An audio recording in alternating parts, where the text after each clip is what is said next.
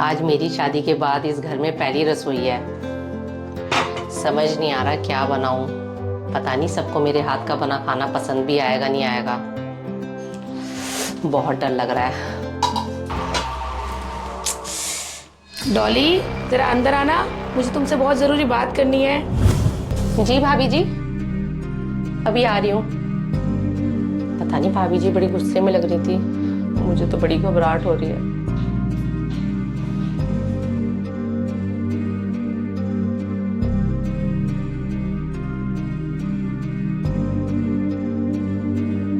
एक बात बताओ, अभी तुम्हारी शादी को 2 दिन नहीं हुए और तुम किचन में क्या करने चली गई थी? वो क्या है ना भाभी जी, आज मेरी पहली रसोई थी। मैं सुबह जल्दी भी उठ गई थी। मैंने सोचा सबके उठने से पहले कुछ बना देती हूँ रसोई में, पर भाभी जी मुझे कुछ समझ नहीं आ रहा था क्या बनाऊं। अरे, तुम इतना घबरा क्यों रही हो?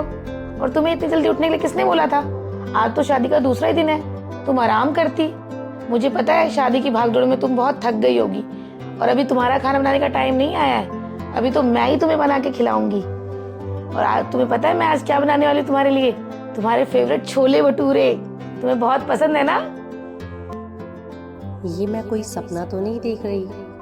मैंने तो सुना था देवरानी और जेठानी की तो बिल्कुल भी नहीं बनती, लेकिन मुझे तो लग ही नहीं रहा कि ये मेरी जेठानी है। डॉली, मैं आज तुमसे अपने मन की बात शेयर करना चाहती हूँ। तुम्हें पता है ना, मेरी शादी के 1 साल बाद ही हमारे सास ससुर एक्सपायर हो गए थे एक कार एक्सीडेंट में। मैंने उसी दिन सोच लिया था कि राजीव को मैं अपने बेटे की तरह पालूंगी, और मैंने ऐसा किया भी है। उसे किसी भी दिन उसके माँ बाप की कमी मैंने महसूस नहीं होने दी। अगर ऐसे सोचो तो तुम मेरी देवरानी भी हो और मेरी बहू भी। हाँ जी भाभी जी, मुझे सब कुछ पता है। मुझे राजीव ने सब बता दिया था, और राजीव भी आपको भाभी नहीं अपनी माँ ही मानते हैं। हाँ, तो इस नाते मैं तुम्हारी जेठानी भी हुई और तुम्हारी सास भी। तुम्हें पता है, आज सुबह तुम जब रसोई में खड़ी थी, तुम्हें देखकर मुझे ना अपना पहला दिन याद आ गया था जब मैं रसोई में गई थी। मुझे इतनी घबराहट थी, समझ ही नहीं आ रहा था क्या करूं।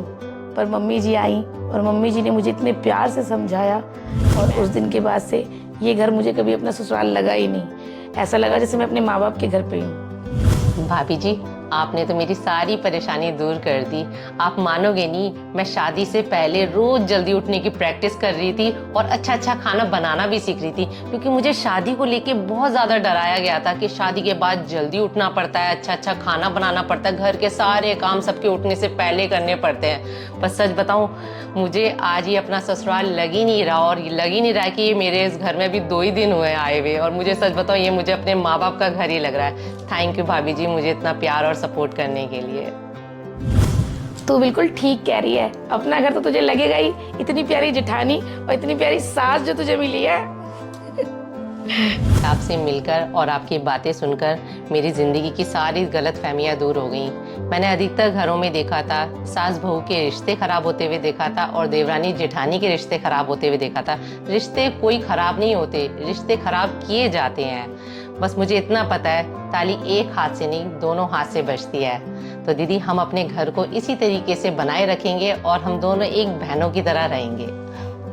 और हाँ, एक आखिरी और जरूरी बात, तेरी खुशियों की जिम्मेदारी सिर्फ राजीव की नहीं, हमारे पूरे परिवार की है।